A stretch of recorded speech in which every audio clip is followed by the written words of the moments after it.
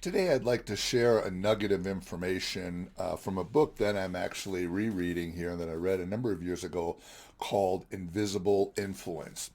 The particular nugget I'm talking about is specific to understanding what are the drivers of your audience. It kind of came about, to be honest with you, I was talking to a client here recently who is a jewelry designer. And one of the first questions I asked him was, who, in fact, is your audience? Is it a high-end, affluent person, or is it somebody who's part of the middle class?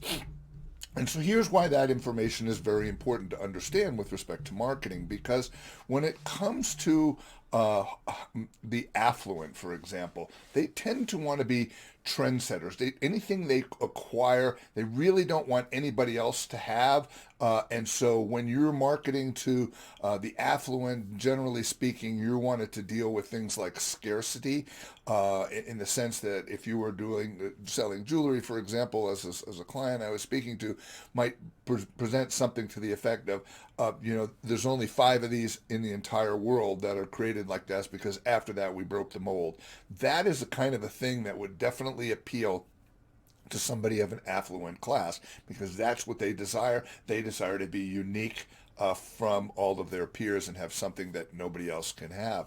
On the other hand, the middle class tend to be more of what I'm going to call the fit in.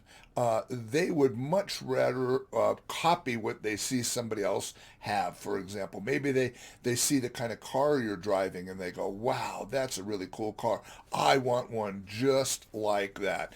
And so when you look even at cars, for example, and you look at the cars that are really designed for the middle class, they are effectively all lined up to be very similar. They have very limited color choices, limited options, types of things, because in those particular situations, people might want a little bit of differentiation, but for the most part, they want to feel like they fit in.